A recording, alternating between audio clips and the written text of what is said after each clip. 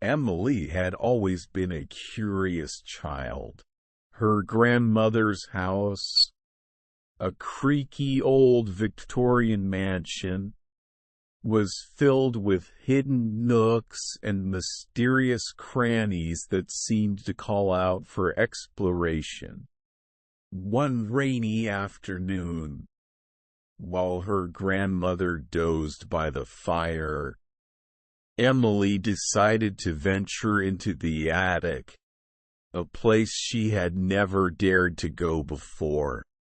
The attic was a dusty, cobweb-filled room, packed with old furniture, trunks, and forgotten memories.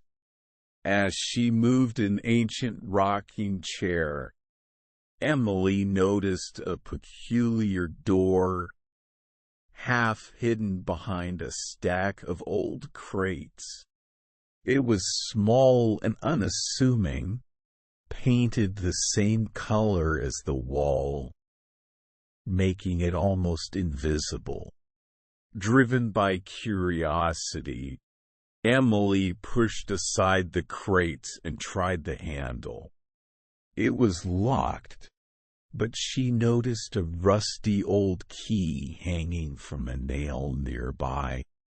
With a click, the door swung open, revealing a narrow staircase spiraling downwards.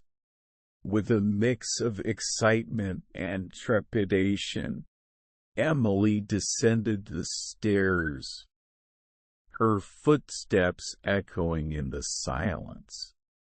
The air grew cooler, and the light dimmer, but her determination pushed her forward. At the bottom, she found herself in a stone corridor, lit by flickering torches. The passageway seemed ancient, much older than her grandmother's house above. As she walked, Emily noticed strange symbols carved into the walls.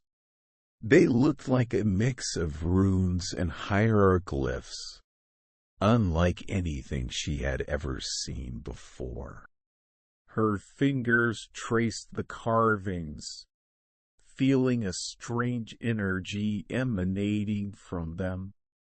After what felt like an eternity, she reached a large, ornate door, intricately decorated with the same symbols. Emily hesitated, then pushed the door open. The sight that greeted her was beyond anything she could have imagined. A vast underground cavern stretched out before her, filled with glowing crystals, shimmering waterfalls, and bioluminescent plants. The air was filled with the soft hum of energy, and she felt an overwhelming sense of tranquility and awe. Exploring further, Emily discovered a small village nestled in the cavern, inhabited by a community of people who seemed to live in harmony with the magical environment.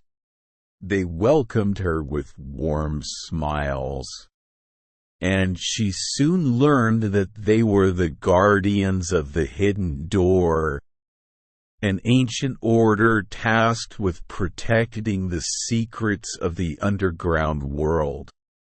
The village elder, a wise woman named Alara, explained that the hidden door was a gateway to a realm of knowledge and power, accessible only to those with a pure heart and a curious spirit.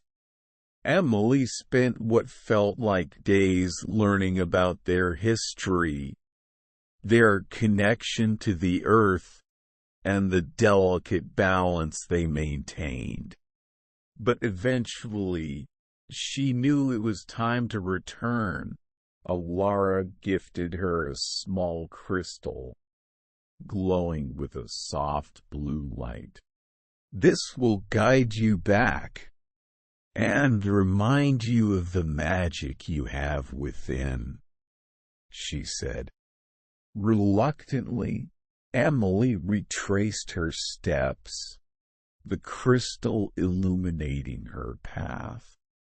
When she emerged back in the attic, it felt as though no time had passed.